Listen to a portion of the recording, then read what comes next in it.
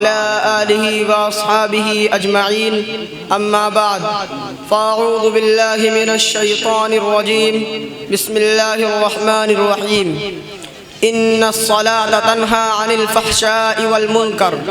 وہ سجدے روح زمین جس سے کانپ جاتی تھی اسی کو ترستے ہیں آج منبر و محراب۔ نوجوانان اسلام، نماز اتنی اہم ترین عبادت ہے کہ سیدنا حضرت آدم علیہ السلام سے لے کر جتنے بھی انبیاء کرام اس دار فانی میں تشریف لائے ہیں، ہر نبی کی شریعت میں نماز فرض رہی اور اس نبی کے پیروکار اس پر عمل کرتے رہے۔ اسی طرح امت محمدیہ صلی اللہ علیہ وسلم پر بھی 5 وقت کی نمازیں ہر بالغ مسلمان مرد و عورت پر فرض قرار دی گئیں۔ حضرات گرامی قدر، نماز کی خصوصیت و اہمیت کا اندازہ اس بات سے بخوبی لگایا جا سکتا ہے کہ اسلام کے تمام احکام سرکار دو جہاں جناب محمد رسول اللہ صلی اللہ علیہ وسلم کو دنیا میں ہی دے دیے گئے، لیکن نماز ایک ایسا اہم فریضہ تھا کہ اللہ رب العزت نے محمد صلی اللہ علیہ وسلم کو عرش بری پر بلا کر تحفتاً عطا کیا۔ یہی وہ عبادت ہے جس سے انسان کو کبھی چھٹکارا نہیں، چاہے سفر میں ہو یا حضر میں، گھر میں ہو یا باہر، مکانوں میں ہو یا گزرگاہوں میں، میدانوں میں ہو یا پہاڑوں پر، سنسناتے ہوئے نیزوں کے زد پر ہو یا چمکتی ہوئی تلواروں کے سائے میں، غمی میں ہو یا خوشی میں، نبی ہو یا ولی، مفکر ہو یا مدبر، غرض دنیا کا کوئی بھی مسلمان ہو، غریب و امیر، ذات و پات، حسب و نسب کا کوئی امتیاز نہیں، فرد قوم کی کوئی تخصیص نہیں، ہر ایک کو خانہ خدا میں ایک ہی ساز تفداریز ہونا ہے۔ ایک ہی صف میں کھڑے ہو گئے محمود و ایاز، نہ کوئی بندہ رہا نہ کوئی بندہ نواز۔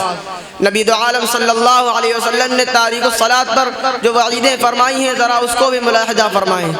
من فاتته صلاة فكأنما وطر اهله وماله، جس شخص کو بھی ایک وقت کی نماز فوت ہو گئی وہ ایسا ہے کہ گویا کہ اس کے گھر کے لوگ اور مال و دولت سب چھین لیا گیا ہو۔ ایک جگہ آپ صلی اللہ علیہ وسلم نے ارشاد فرمایا، العہد الذی بیننا وبینہم الصلاۃ فمن ترکها فقد کفر، وہ عہد جو ہمارے اور منافقین کے درمیان ہے وہ نماز ہے، جس نے نماز کو ترک کیا اس نے کفر کو ظاہر کیا۔ دوسری حدیث کے اندر شہنشاہ بدحا نے نہایت ہی تہدید آمیز انداز میں فرمایا، جس شخص نے بھی نماز کو جان بوجھ کر چھوڑا اللہ اور رسول اس سے بری ہیں۔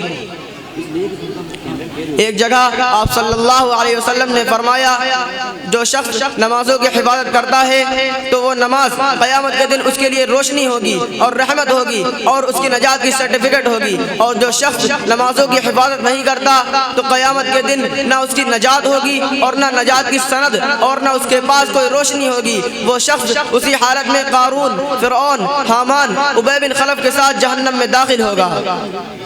حدیث مقدسہ سے معلوم ہوا کہ جس شخص نے حکومت و سیاست میں پھنس کر نماز چھوڑی تو اس کا حشر فرعون کے ساتھ ہوگا، اور جس شخص نے دستکاری کی وجہ سے اپنی نماز ترک کی تو اس کا حشر قارون کے ساتھ ہوگا، اور جس شخص نے زراعت میں لگ کر نماز چھوڑی تو اس کا حشر حامان کے ساتھ ہوگا، اور جس شخص نے تجارت اور کھیتی باڑی کی وجہ سے اپنی نماز ترک کی تو اس کا حشر ابی بن خلف کے ساتھ ہوگا۔ قسم ہے رب ذوالجلال کی جس کے قبضے میں میری جان ہے، ہمارے اقوال بدل سکتے ہیں، ہمارے خیالات غلط ہو سکتے ہیں، لیکن وہ جو رحمت للعالمین ہے، شفیع المذنبین ہے، راحت العاشقین ہے، اس کا فرمان کبھی غلط نہیں ہو سکتا۔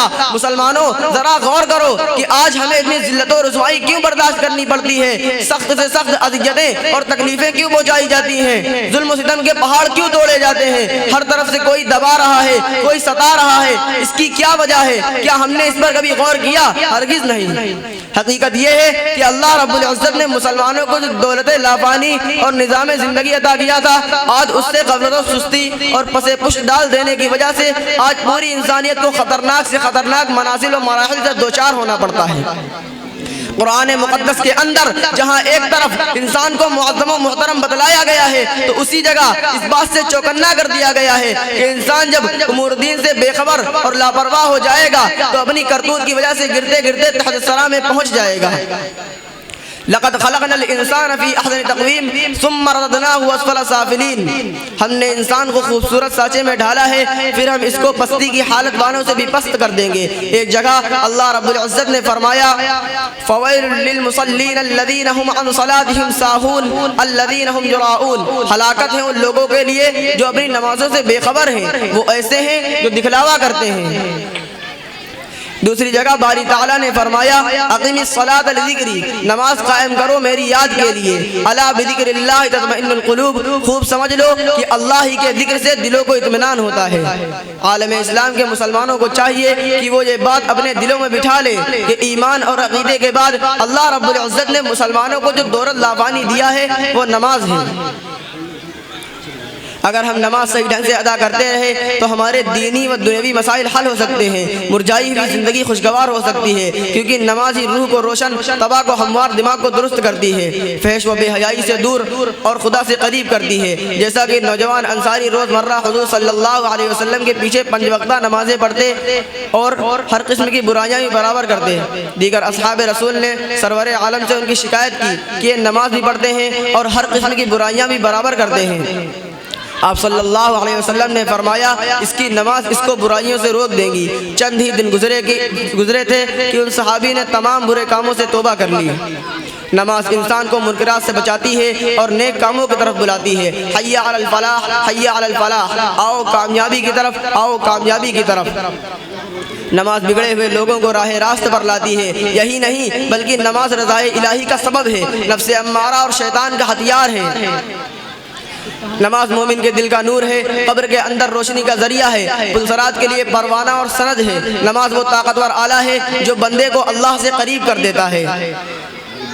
چاہیے تو یہ تھا کہ جب اذان کی دلکش اور دل فریب آواز ہمارے کانوں سے ٹکرائے، خواہ ہم زندگی کے کسی بھی شعبے میں ہو، تجارت ہو یا حکومت، صنعت و رفعت ہو یا زراعت، غم کے افسانے ہوں یا مسرت و شادمانی کے ترانے ہوں، ہر ایک کو چھوڑ کر، ہر ایک سے منہ موڑ کر لبیک کہتے ہوئے بارگاہ عزتی میں سر بسجود ہو کر اللہ رب العزت کی ربوبیت کا صدقے دل سے اعتراف کرتے۔